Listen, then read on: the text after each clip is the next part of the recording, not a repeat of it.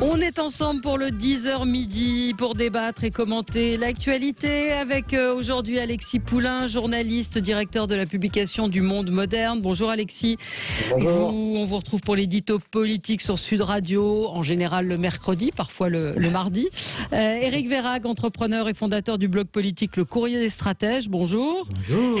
Et bonjour. Judith Weintraub, grand reporter au Figaro Magazine, et Jérôme Ripoul. Bonjour. Bonjour Judith. Valérie. Et bonjour Jérôme Ripoul, directeur associé de l'agence Confluence et coprésident d'Opinion Valley. On va continuer à parler un petit peu des régionales tout de même. L'union de la gauche, en particulier, les filles est-elle un repoussoir? C'est ce que pense Manuel Valls, qui estime qu'il y a deux gauches qui sont irréconciliables. La débâcle de la majorité régionale, où sont passés Emmanuel Macron et Jean Castex? Puis on s'interrogera quand même sur cette date des présidentielles qui est annoncée hier, entre les deux tours. Est-ce que ça ne pouvait pas attendre une semaine? Est-ce qu'on doit y voir un message? Et puis Mila, malgré le procès, le harcèlement continue. On verra tous ces sujets avec vous. Petit tour de table, encore une fois, de ce qui a retenu votre attention aux uns et aux autres. Éric Verhaeghe, commençons avec vous. Moi, je voulais évidemment souligner l'étonnement que j'ai eu d'apprendre que les discothèques allaient rouvrir avec un pass sanitaire obligatoire. Ce qui est un peu fort de café, puisque je rappelle que le pass sanitaire, nous l'avons découvert dans un discours du président de la République fin avril. Ça n'avait jamais été discuté par personne.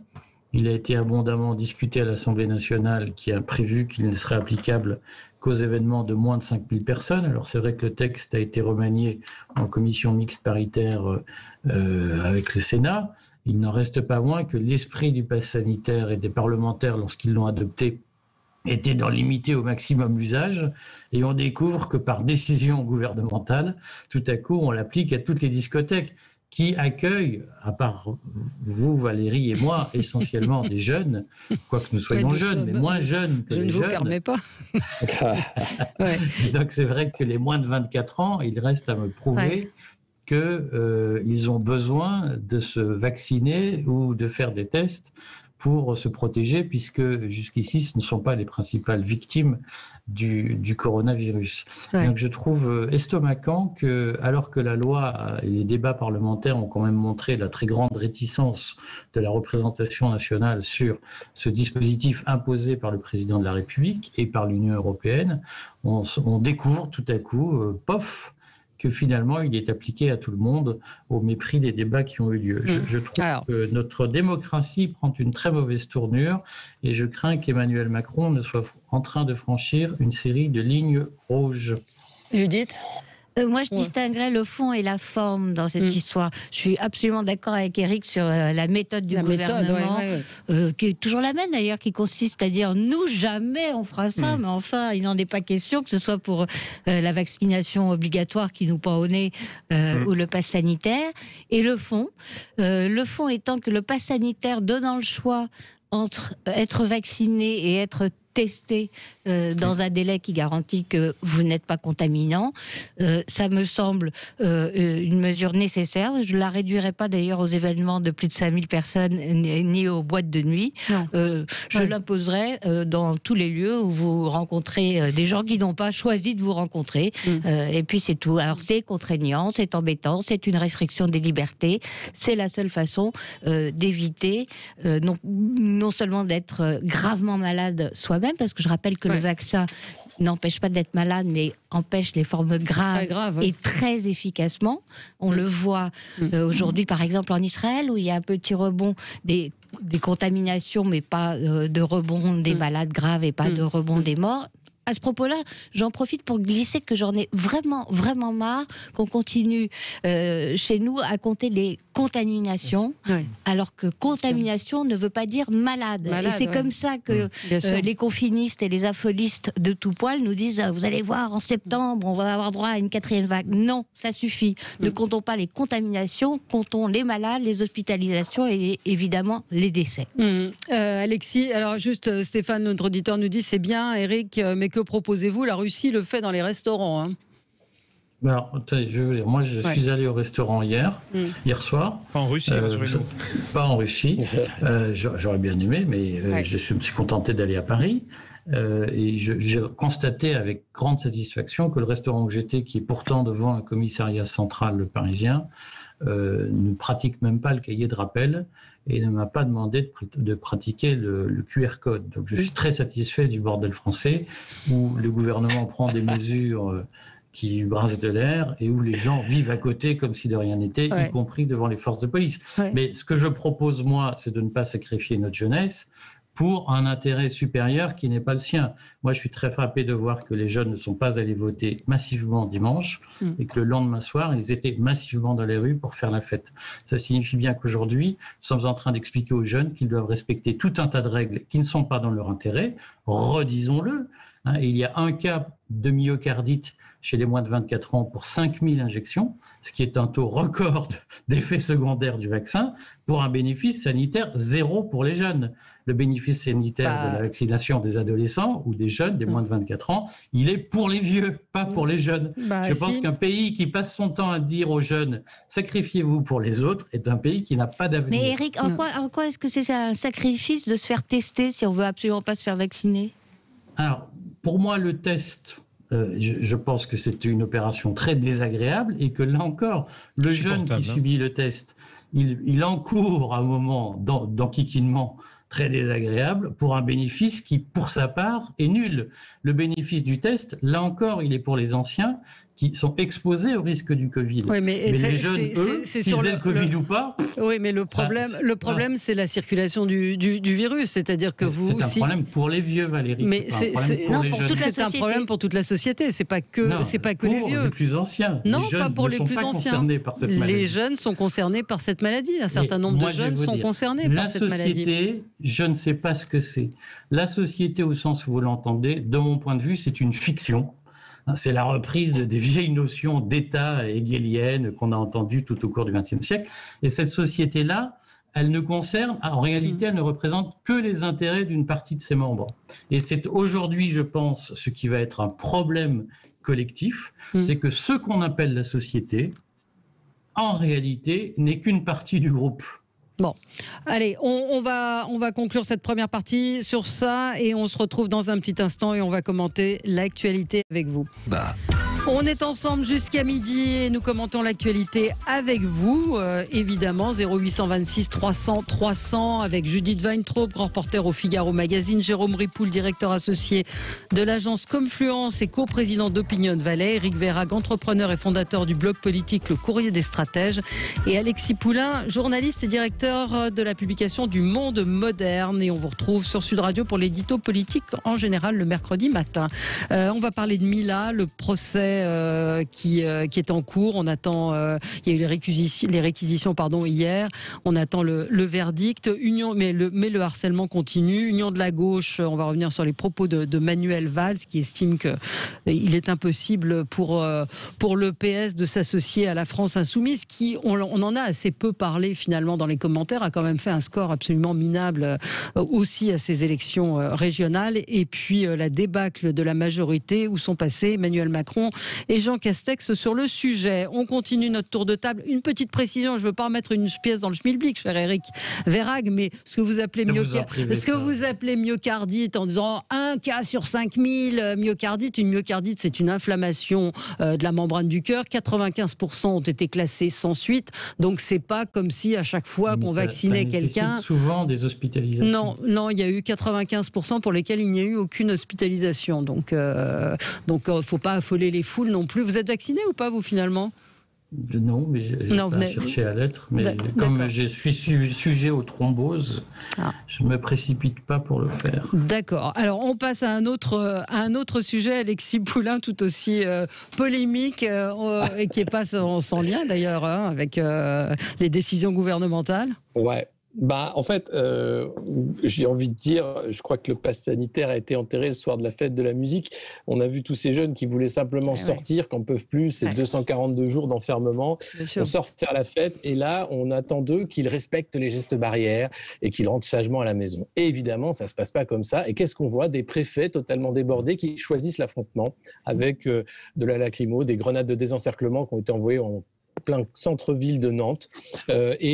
un souvenir tragique, celui de Steve Maia Caniço, qui était mort suite à une charge policière un 21 juin 2019. Donc, il a fallu une réunion de crise à 1h30 du matin à Beauvau pour dire au préfet, bon, laissez tomber, on va les laisser faire la fête toute la nuit. Assurez-vous qu'il n'y ait pas trop de gens bourrés qui tombent dans l'eau et faites votre boulot, c'est-à-dire protéger les populations. Il faut que cesse enfin cette guerre contre les jeunes, ces charges perpétuelles contre les jeunes. Et je rejoins Éric Vérag là-dedans, parce que c'est vrai qu'on a l'impression que c'est la course à l'échalote pour le vote des jeunes. Alors Emmanuel Macron se met en scène avec McFly et Carlito, Marlène Schiappa prépare une campagne sur les réseaux sociaux pour faire voter les jeunes, il y a le SNU, etc.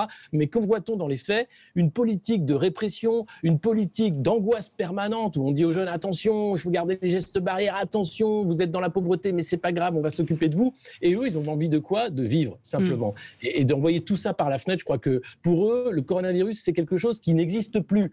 Alors ça existe, c'est ça le problème. C'est qu'évidemment, l'épidémie est toujours là, que le virus circule toujours, mais on ne peut pas leur demander tout le temps. Je crois qu'ils ont besoin de décompresser, et c'est normal. À leur âge, enfin moi j'aurais été dingue de voir des policiers me charger un soir de fête de la musique. On est où, franchement? Alors qu'en plus, Emmanuel Macron et Brigitte étaient dans la cour de l'Élysée à écouter Jean-Michel Jarre sur des sons de musique électronique. Donc il y a un vrai Justin Bieber.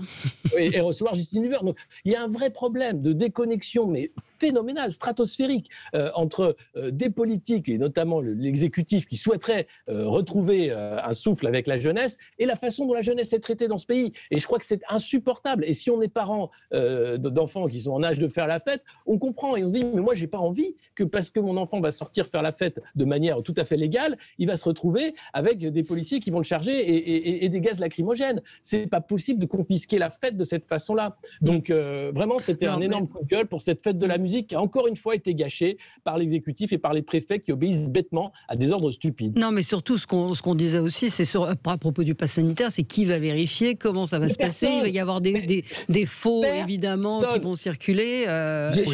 Sur la fête de la musique, vous avez un avis, Judith? Non, évidemment, c'est mieux quand la police proportionne sa réponse, mais moi, ça me gêne toujours quand j'entends parler des jeunes. Les jeunes sont formidables, les jeunes ne veulent que de la paix, de l'amour et de l'eau fraîche, et etc. Moi, je pense aux jeunes de Redon, par exemple. Vous vous rappelez, Redon, c'est pas si vieux, qui sont arrivés précisément à une rave party qui n'était pas autorisée, dont le thème était hommage à la mémoire de Steve Caniço, que vient de citer Alexis, et dont certains d'entre eux sont arrivés avec des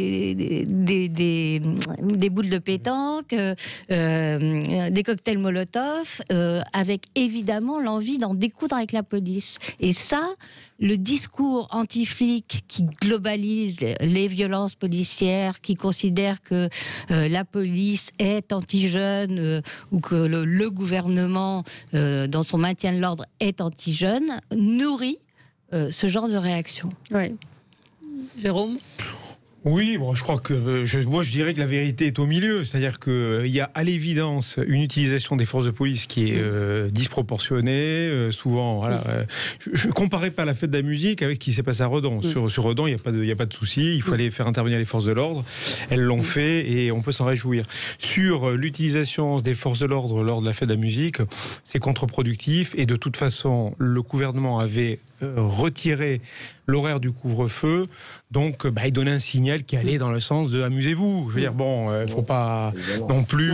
Voilà. Donc les messages contradictoires, ils se retournent un petit peu aussi contre tout le monde et aussi contre la police, et en tout cas ceux qui donnent les ordres. Jérôme, vous, votre coup de gueule. Alors c'est une question qui est pas anodine, c'est l'information des électeurs. Et donc la question de la propagande électorale. Alors, on sait que avant chaque élection, vous recevez normalement entre une semaine et 15 jours avant la propagande électorale, c'est-à-dire les documents électoraux, c'est-à-dire les professions de foi et les bulletins de vote. Et cette fois-ci, donc pour la première fois, ça n'est pas la Poste qui a intégralement assuré la livraison de ces courriers électoraux.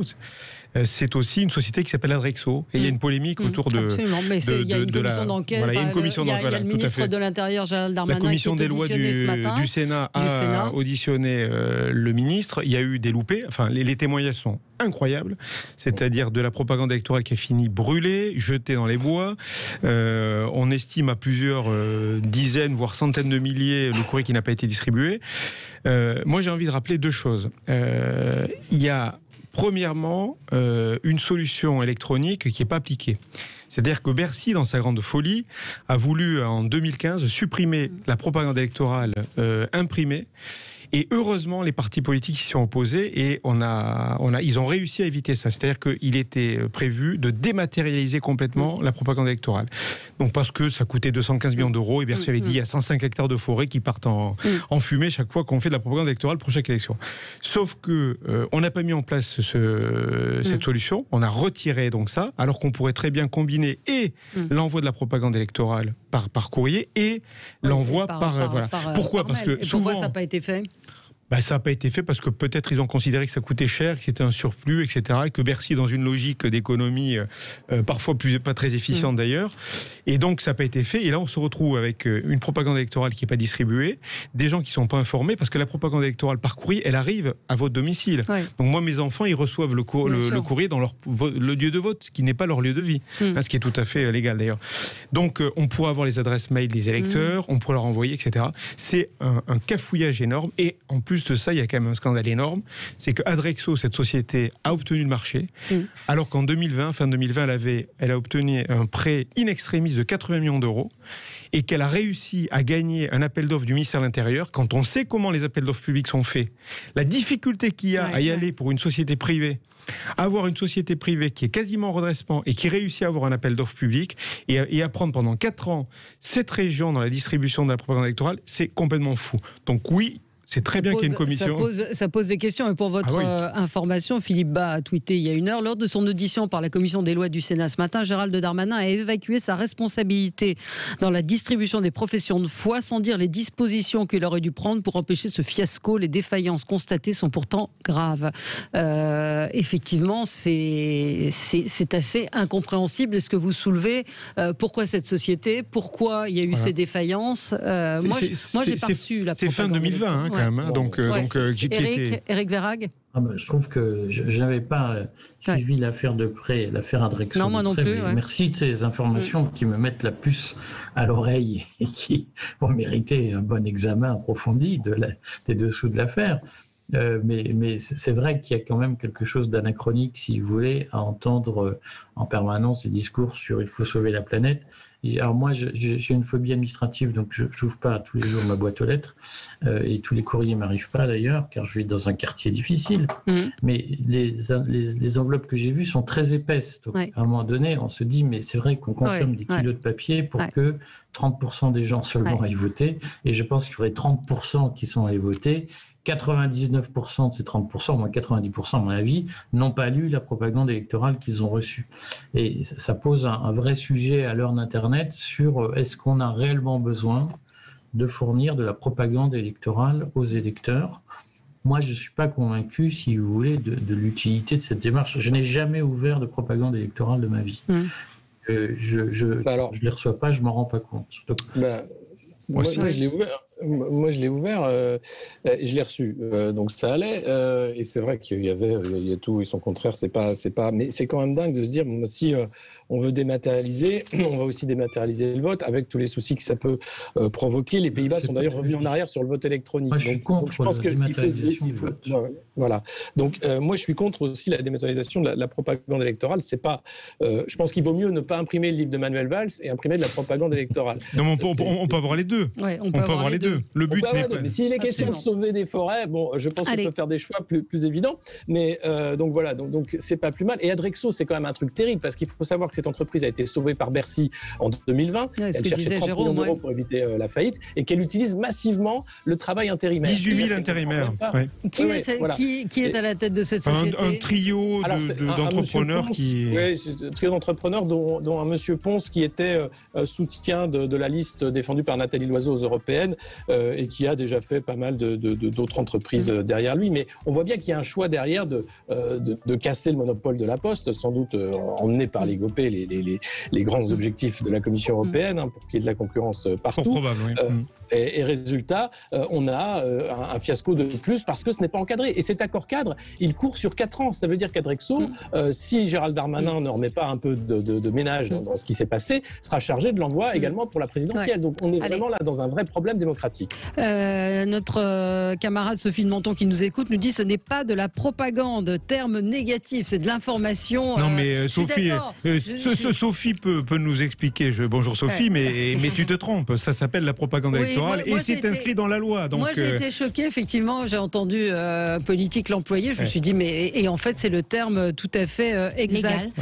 Précision pour nos auditeurs qui je n'ai pas dit que 95% des vaccins de la vaccination ne donnaient pas de myocardite, j'ai dit que 95% des myocardites étaient sans effet grave et étaient classés comme peu important. Et sinon, on me dit, puisque vous êtes pour la vaccination, dites-nous combien de temps dure la protection. On n'en sait effectivement rien pour l'instant, mais en tout cas, ce qu'on sait, c'est que ça nous protège pour l'instant. Donc peut-être qu'il y aura une 3e dose à l'automne, mais en tout cas, on le saura assez vite. On se retrouve dans un instant avec le coup de gueule de Judith. C'est la une de Libération. Je voulais en parler de toute façon, cette une sur fond rouge où la bonnette d'un micro CNews avale celle d'Europe 1, le spectre de la bande FN quand des médias jugent d'autres médias. À tout de suite. On est ensemble jusqu'à midi avec vous. Visiblement, pas mal de nos auditeurs connaissaient cette société Adrexo. Adrexo, c'est l'exploitation de la misère sociale, nous dit un auditeur. Un autre auditeur me dit qu'ils exploitent également, alors c'est encore une fois sous couvert de vérification, les seniors. Ils doivent transporter, me dit-il, la propagande électorale ou la publicité électorale, 600 kilos de prospectus avec leur propre voiture. Visiblement, c'est une société qui était connue. Bon. Judith Weintraub, lapsus intéressant. Oui. Cette une de Libération qui fait beaucoup réagir ce matin, une sur fond rouge où la bonnette donc du micro de CNews est avalée par celle d'Europe 1 avec écrit le spectre de la bande FN avec pour ceux qui ne seraient pas au courant, le groupe Lagardère a vu une partie de ses actions prises par Bolloré. On a entendu que Laurence Ferrari arriverait sur Europe 1 pour un show commun, pour une émission commune entre CNews et Europe 1. Les salariés d'Europe 1 sont en grève pour protester contre la mise à pied et le licenciement éventuel d'un journaliste qui s'est pris la tête avec la direction. Il y a une ambiance extrêmement lourde. Mais la question, Judith, c'est... et puis Sonia De Villers, c'est pour ça que ma langue a fourché, sur France Inter, qui a chargé Laurence Ferrari. Donc, moi, je pensais que vous aviez dans la tête Sonia Mabrouk. Là, ça m'aurait pas gêné. Sonia De Villers, c'est autre chose. Non, Sonia De Villers qui attaque également. C'est France Inter qui fait la leçon à Europe 1, qui fait la leçon à CNews. C'est-à-dire cette gauche morale, c'est une sorte de macartisme à l'envers. Je me suis mise dans la case coup de gueule parce qu'il n'y avait que ça au coup de cœur. Mais en fait, c'est pas un coup de gueule, c'est un énorme éclat de rire. Libé a bien le droit de faire les unes qu'il veut. Libé, comme Le Figaro d'ailleurs, un quotidien d'information générale avec une orientation idéologique, politique avec une ligne assumée. Je ne vois absolument aucun inconvénient à ce qu'il s'effarouche de la prise de contrôle de Bolloré sur CNews. Ce qui m'ennuie, ce sont les arguments. Eux, ils prétendent mener un combat pour le pluralisme. Or, bizarrement, le non-pluralisme, quand il est de gauche, ne les dérange absolument pas. Et vous parliez de France Inter. J'ai lu dans M, le magazine du Monde, le supplément du week-end, un papier sur la bande de France Inter, des humoristes sinistres au sens latin du terme, vous savez, de gauche, qui disaient que évidemment c'était naturel d'être de gauche. Et toujours le même Libération a publié il y a quelques jours un graphique intéressant, des chiffres intéressants sur l'orientation politique des invités média par média. D'où il ressort que certes, il y a plus d'invités RN sur CNews que partout ailleurs, mais surtout, il y en a beaucoup moins, et bien en deçà de son poids national, sur France Inter et sur les chaînes du service public en général. Et ça, tout le monde trouve ça normal, ou en tout cas, Libé trouve ça normal. Alexis Poulain ? Il y a plusieurs choses. Alors le problème de la charte qu'a signée CNews d'être une chaîne d'information continue ne lui permet pas d'être une chaîne d'opinion. Or, elle assume le fait d'être une chaîne d'opinion. C'est pas du tout la même chose qu'être un média d'opinion papier qui est tout à fait possible. C'est le cas de Valeurs Actuelles, c'est le cas de Libé d'une certaine façon, de manière très, très modérée. Mais pour une chaîne d'information, c'est pas la même chose parce qu'il y a beaucoup moins bien sûr, il y a beaucoup moins de fréquences. Non, c'est sûr, Libé très modéré, ça va accrocher l'oreille. Non, mais comparé à Valeurs, je crois qu'ils ont un ton en dessous encore, il pourrait aller beaucoup plus loin. Mais le fait est que le problème est là, c'est-à-dire qu'il y a une trahison. Et d'ailleurs, le CSA l'a rappelé plusieurs fois en disant qu'il y avait eu trop de temps de parole pour les candidats du Rassemblement national, qu'il y avait eu également encore des dérapages d'Éric Zemmour à l'antenne. Donc c'est pas anodin. Que ce soit un choix éditorial, très bien, moi je le respecte. Je trouve que c'est important d'avoir des médias d'opinion. Le problème, c'est que là, on sort du cadre d'une chaîne d'information et donc de la charte qui a été signée par M. Bolloré lorsqu'il a repris cette chaîne. Donc il y a un problème de fond, mais il n'y a pas de réponse. Et là, c'est aux législateurs de maintenant entrer dans la danse s'ils le souhaitent. Et je vois que ça ne bouge pas de ce côté-là. Le CSA a seulement parlé, mais du côté des élus, des députés, de ceux qui font la loi, ça ne bouge pas. Donc ça veut dire qu'on est tout à fait content d'avoir une chaîne d'opinion comme CNews pour la campagne présidentielle. Voilà, dont acte. Nous le savons maintenant, reste à savoir ce que vont faire les autres chaînes, sachant que CNews est un succès, à la fois commercial, mais un succès aussi d'audience. Et vous en pensez quoi de la une de Libé ? Je trouve qu'elle est nulle. Voilà. Ah bon, parce que vous l'avez liké hier, c'est pour ça que je vous posais la question. Ouais, j'ai liké parce que j'ai trouvé ça, c'est tellement Libé, c'est-à-dire qu'en fait, ça va faire parler d'eux. Ils s'offrent une campagne de pub bon marché sur le dos de CNews. Voilà. Oui. Et, ils n'ont pas du tout les audiences de CNews. Non, c'est certes. Non, moi je pense que Judith a posé le bon débat. C'est-à-dire que je trouve que votre argument relève presque de l'argutie un petit peu fallacieuse quand vous dites CNews a signé une charte. Oui, d'accord, mais enfin, Judith replace les choses. Il y a les invités. Et il y a la tonalité éditoriale et il y a la positionnement éditorial. On sait très bien que sur France Inter, il y a un positionnement assuré par les éditorialistes et les journalistes qui est plutôt à gauche. Voilà. Après, on parle des invités. Les invités, sans doute, ils sont plus sensibles avec le CSA, mais il n'en reste pas moins que... Moi, je ne serais pas choqué. La presse, et la presse écrite au départ, c'est une presse d'opinion. Je veux dire, l'Humanité, l'Opinion aujourd'hui, jadis l'Indépendant qui a été créé par François Arago, Le Figaro, etc. Ce sont des journaux d'opinion. Donc, qu'est-ce qui est gênant dans la création de médias télé qui seraient d'opinion ? C'est pas gênant dès lors qu'on sait... On vous rappelle que CNews, BFM et LCI font à tout casser moins de 5%, moins de 5% de l'audience totale de la télévision. Quand ils ont dépensé, c'est 2,7% d'audience. Donc je veux dire... alors certes, ça prend beaucoup d'importance dans les discussions, dans les débats, et en particulier à Paris, mais on voit bien que franchement, si CNews avait été aussi efficace dans l'esprit des gens et dans l'opinion publique, on n'aurait peut-être pas les résultats des régionales qu'il y a eu dimanche dernier. Mais moi, ce qui me gêne, je vais laisser la parole à Éric Vérac. Je rebondis sur Judith. Vous dites, moi, Libé fait ce qu'il veut. Moi, oui, Libé fait ce qu'il veut, les journaux font ce qu'ils veulent, mais c'est ce côté donneur de leçons. C'est-à-dire, on détient la vérité, vous ne pensez pas comme nous, donc vous êtes forcément dans une autre idéologie qui n'est pas respectable. C'est ça qui me gêne dans cette manière de faire. Vous appartenez au camp du mal, tant pis pour vous. Qu'est-ce que vous voulez que je vous dise ? Moi, ce qui me plaît, c'est quand je reçois des insultes me disant vous êtes macroniste, d'autres qui me disent vous êtes FN, d'autres qui me disent vous êtes socialiste. Donc c'est bien, mais en plus, j'ai pas envie d'être classé. Éric Vérac, cette une de Libé. Oui. Moi, je la trouve drôle parce que j'adore les titres de Libé. Oui. Je trouve que c'est très bien fait. Je suis admiratif des titreurs de Libé qui trouvent toujours des jeux de mots, même s'ils ont été meilleurs à une époque. Mais je trouve ça drôle. Il y en a eu de meilleurs. J'aborde pas en fait la question sous l'aspect de la liberté de la presse, mais sous la question du droit de la concurrence. Et sur le fond, je suis embarrassé de voir que certaines sociétés s'autorisent à dénigrer, certaines sociétés de presse s'autorisent à dénigrer d'autres sociétés de presse. Oui.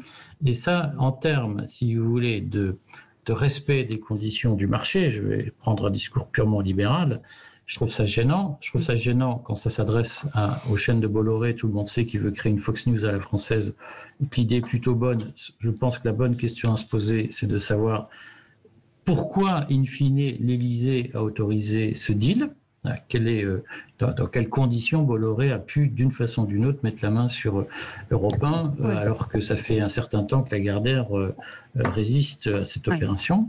Mais après tout ce petit monde-là est capable de s'attaquer. Ce qui me gêne, c'est quand Libé le fait avec des médias hors système, et notamment avec des médias en ligne, ou quand Le Monde le fait, puisque Le Monde avait créé le Décodex, dont l'objet était de dénigrer des concurrents qui, eux, ne sont pas subventionnés. Et Éric, pardon, j'ajoute juste un mot, tout ça au nom du pluralisme en plus. Oui, tout ça au nom du pluralisme. Allez, c'est là qu'elle est escroquerie. Ce qui m'arrangerait, c'est qu'on déréglemente le marché de la presse. Oui, alors on va marquer une pause, on pourra en dire un mot dans un instant, à tout de suite.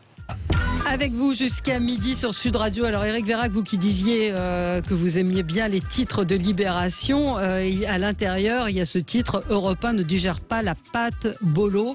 Jeu de mots sur évidemment pâte bolognaise et pâte Bolloré. Oui, c'est très drôle. Absolument, par le mépris des journalistes qui parlent d'un certain Dimitri Pavlenko, genre un illustre inconnu. Enfin, ce mot de certain Dimitri Pavlenko qui va arriver à la matinale d'Europe 1. Je trouve que tout ça est quand même empreint d'un mépris absolument détestable. Jérôme, vous vouliez dire un mot rapidement?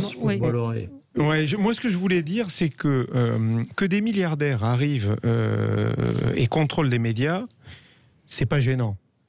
Quand on voit comment Serge Dassault et la famille Dassault gèrent Le Figaro, on sait très bien qu'il n'y a aucune pression sur eux. Et Denis Jambard, quand il est à l'Express, l'a souligné. Quand on voit comment Bernard Arnault... Il y a des choix éditoriaux de temps en temps quand même. Ça, c'est différent. Avec lesquels les journalistes sont d'accord. C'est-à-dire que je ne pense pas qu'il y ait des journalistes qui soient complètement en désaccord avec le positionnement qui a été pris. Mais en tout cas, ce qui est plus gênant... C'est drôle aussi ce que vous dites. Pardon ? C'est aussi drôle qu'un titre de Libé. C'est vrai ? Vous m'expliquerez pourquoi. Mais en tout cas, je suis ravi de vous mettre en joie.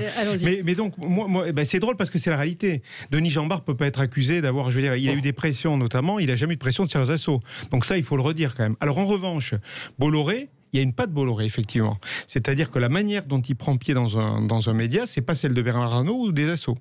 C'est-à-dire que lui, il veut clairement une ligne éditoriale, et ceux qui ne sont pas d'accord avec lui, ils devront faire jouer effectivement la clause de conscience, ça sans doute, parce que il va... Et ça, c'est la réalité d'une chose, c'est que la presse n'est pas rentable. Je veux dire, CNews a perdu 13 millions d'euros l'année dernière.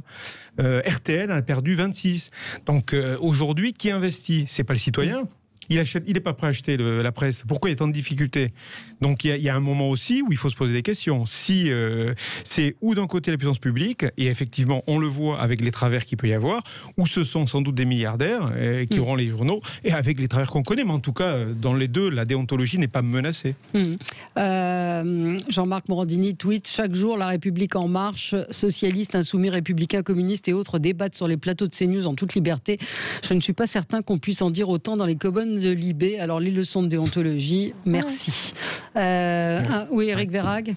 Non, moi, je tiens pas à la chandelle du Figaro, ni des Échos, ni d'autres. Donc, je suis pas assez bien placé pour savoir s'il y a des pressions ou pas. Il n'y a pas. Le Figaro, il n'y a attendez, vous croyez aujourd'hui que les journalistes sont pas capables de dire, ce qui est en train de se passer à RTL est quand même significatif. Enfin, je veux dire, Europe 1, c'est significatif. Non, je veux dire, on les bâillonne pas. Donc, non, mais moi, j'ai un point de vue là-dessus, je l'entends totalement minoritaire, qui est de dire que... pardon, je travaille depuis plus de 20 ans dans le groupe Je vais peut-être essayer de finir, parce que pour l'instant, je n'ai rien dit. J'ai juste dit que je ne tenais pas la chandelle. Voilà. Alors, allez-y, Éric. Mais non plus, c'est ce qu'il fallait dire aussi. Mais la vivacité de votre réponse peut poser question. Non, parce qu'on peut être, pardon de vous interrompre encore, mais on peut être agacé. Moi, je réponds aussi, ayant travaillé dans le groupe TF1, je n'ai jamais reçu aucune pression pendant quasiment 20 ans. Donc voilà, je vous laisse continuer, Eric. Moi, je pense que c'est pas le sujet. Je trouve très bien qu'un propriétaire de journal impose sa marque à son journal. C'est son droit. Il est propriétaire. Il fait ce qu'il veut. Moi, je n'ai pas de difficulté là-dessus. Donc, qu'il y ait des pressions ou pas, je pense que c'est pas le problème. Vous êtes en train de dire le contraire. Hein. Je vous faisais rire en vous disant que Serge Dassault ne faisait pas de pression. Et là, vous dites, ça ne me choquerait pas qu'il en fasse. Je vais le dire autrement. Je trouve que vous êtes très bien informé sur le positionnement de Serge Dassault vis-à-vis du Figaro. Je suis moins que vous. Ouais. Mais moi, je peux vous dire très tranquillement que je n'ai aucun lien avec le Figaro et Serge Dassault. Voilà. Donc, en fait, vous ne savez pas de quoi vous parlez. Ah si, je vous dis que j'ai des amis journalistes, et notamment Denis Jambard, qui ont témoigné du fait... C'est terminé. Puis après, juste dire que si la presse n'est pas rentable, c'est parce que, finalement, elle n'a pas assez de lecteurs et qu'elle n'intéresse pas assez les gens. En Allemagne, il n'y a pas d'aide à la presse. Bild fait 6 millions de ventes tous les jours. Et Bild gagne de l'argent. Donc, si vous voulez, à un moment donné, le sujet, c'est pas que la presse n'est pas rentable, c'est qu'elle n'intéresse pas assez ses lecteurs. Et il faut arrêter d'expliquer que le problème, c'est qu'on peut pas gagner d'argent avec la presse. Le problème, c'est que si la presse gagne pas d'argent, c'est qu'elle ne trouve pas son lectorat. Et que donc, elle fait de l'information qui n'intéresse pas assez les lecteurs. Mais ça, c'est un problème qui n'est pas inhérent à la presse, c'est un problème qui est inhérent aux directeurs de publication, aux entreprises de presse telles qu'elles sont. Bon. Je ne suis pas sûr. Je pense que le lectorat est aussi concerné. On a évidemment un problème de modèle économique. Pendant les confinements successifs, je parle du Figaro, on n'a jamais eu autant de lecteurs. Et jamais eu aussi peu de publicité, ce qui fait que notre modèle a été par terre pendant des mois et des mois. Et je pense qu'il y a un sujet de captation des revenus publicitaires par Google sur la presse en ligne. Et on va pas entamer le débat des droits voisins, surtout je suppose qu'on est d'accord, mais enfin, en gros, pour l'auditeur, ça veut dire que Google gagne de l'argent avec du contenu que nous produisons, nous, et qu'il ne paye pas. Qu'il ne paye pas, un mot, Alexis, on conclut sur le sujet.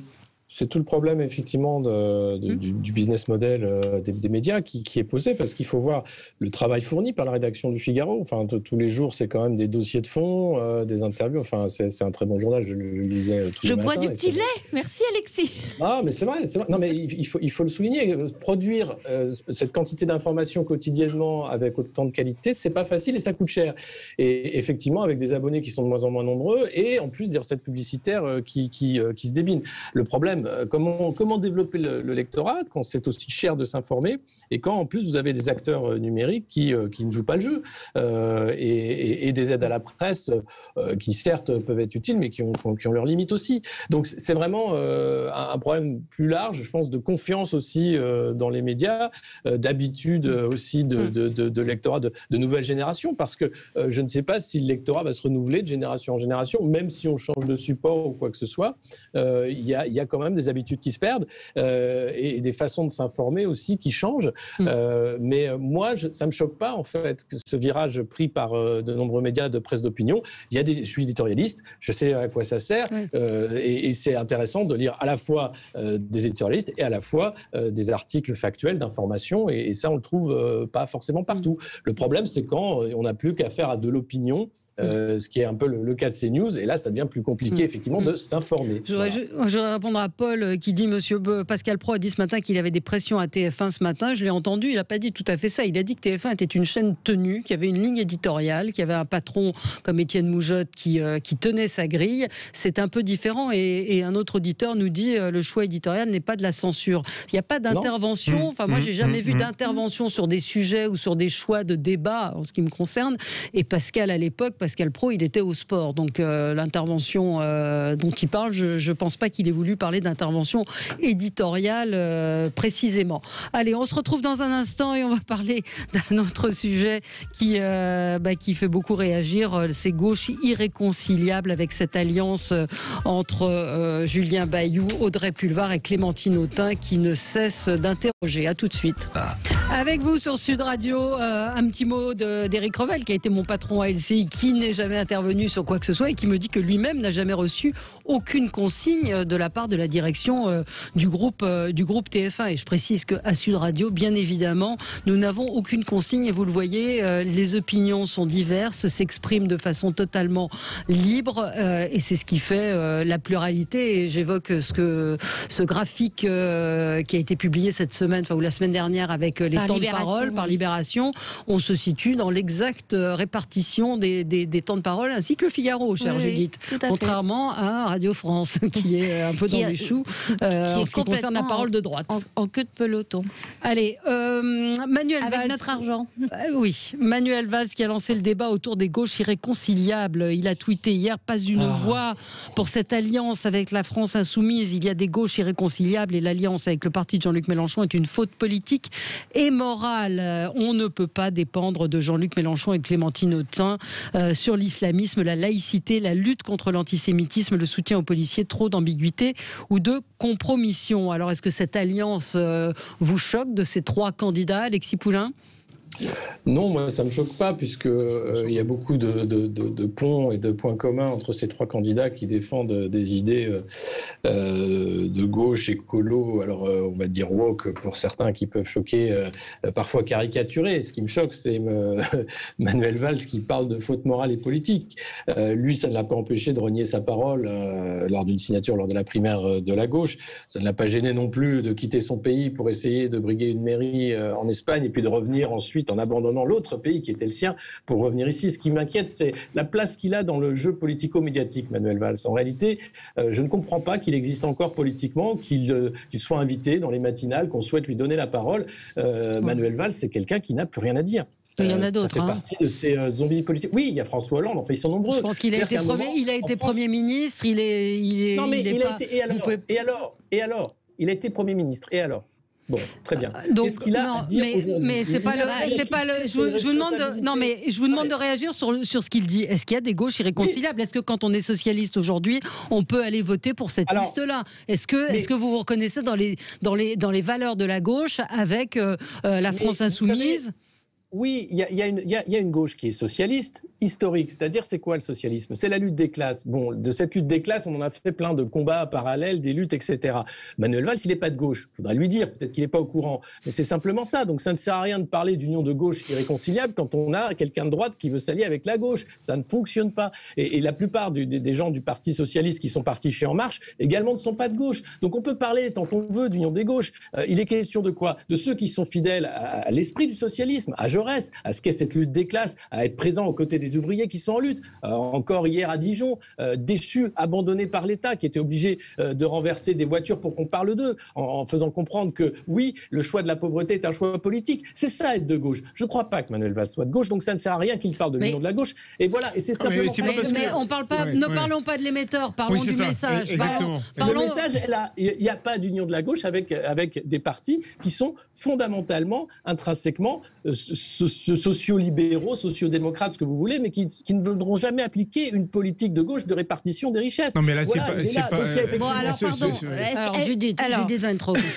Moi, contrairement à Manuel Valls, je ne suis pas choquée de cette alliance que je trouve parfaitement cohérente. Que ce soit la France insoumise, Clémentine Autain, les écologistes d'Europe Écologie, les Verts, Julien Bayou, et le troisième, je ne sais plus qui c'est, le troisième, Clémentine Autain et Audrey Pulvar Bayou, même combat. Je crois que leur plus grosse divergence porte sur la gratuité ou non des transports. Mais à part ça, idéologiquement, ils sont tout à fait sur la même ligne, c'est-à-dire une ligne racialiste, indigéniste, le woke, c'est ça, les gens qui se prétendent éveillés et qui ne perpétuent pas, n'ont pas repris le flambeau de la lutte des classes, mais qui ont échangé le flambeau de la lutte des classes contre la lutte des races. Donc ces gens-là sont très bien ensemble.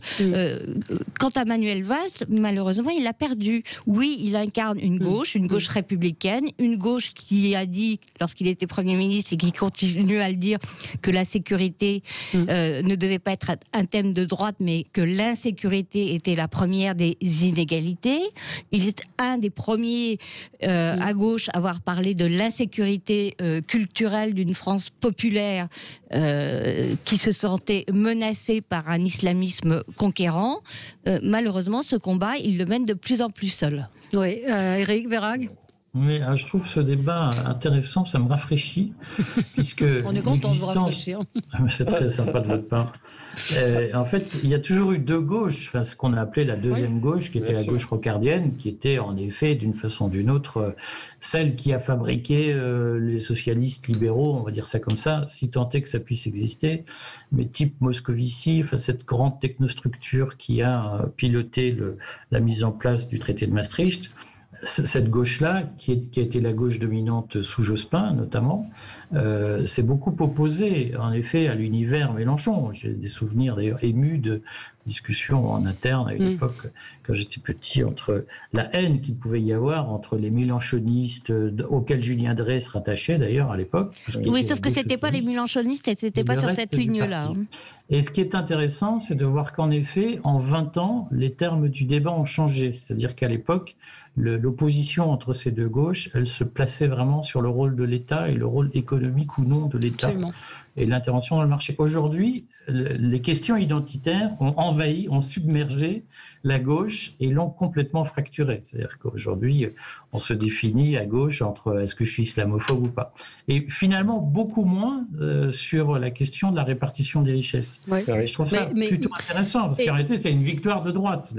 La gauche est aujourd'hui submergée par les thématiques de droite. Absolument. Mais aujourd'hui, les classes populaires votent Rassemblement National.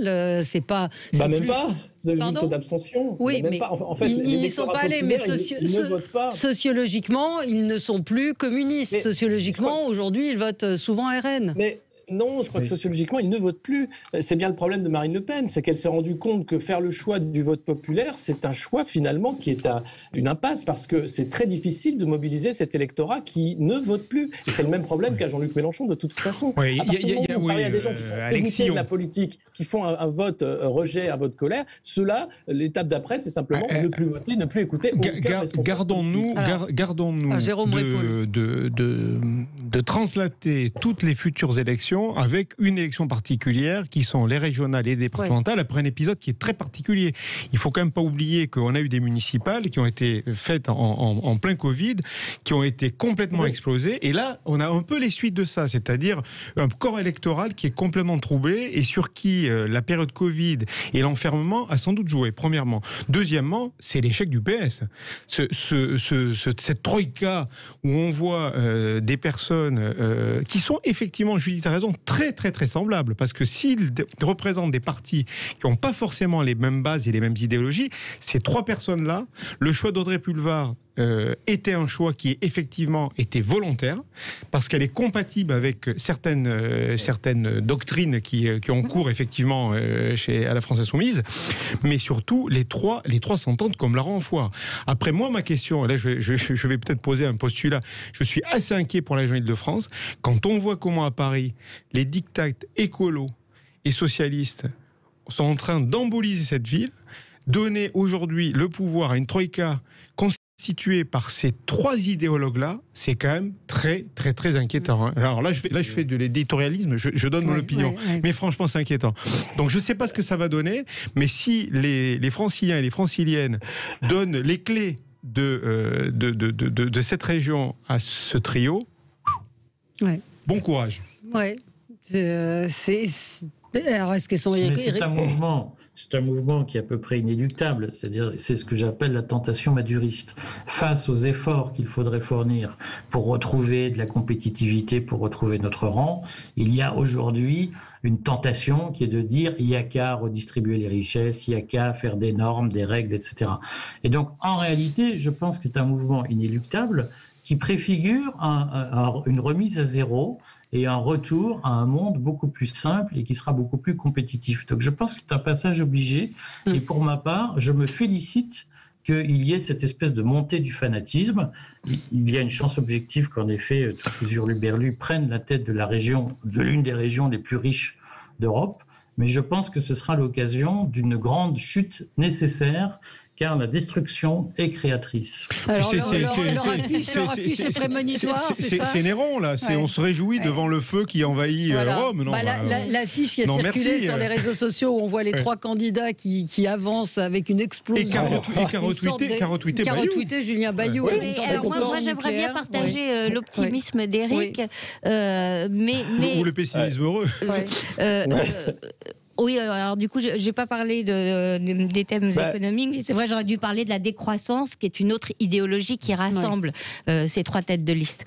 Et ce qui me fait douter que l'issue soit aussi heureuse que celle que dit Éric, c'est que ces idéologies ont le talent de créer l'inéluctable. Et j'en veux pour preuve, dans la société française, il y a bien longtemps, ce qu'a fait Martine Aubry avec les 35 heures, qui a durablement impacté non seulement l'économie, mais la psychologie collective et dévaloriser le travail d'une façon qu'on paye encore aujourd'hui. Ces idéologies-là, elles sont plus faciles à installer qu'à désinstaller. Je voudrais qu'on dise un mot de l'annonce qui a été faite hier de la date de la présidentielle.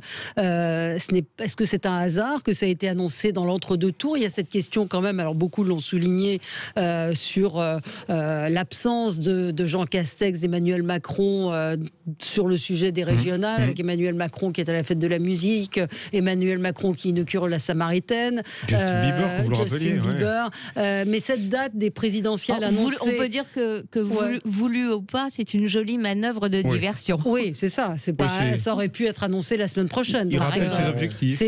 On lance un os à ronger aux journalistes, entre autres, sur le débat de la présidentielle.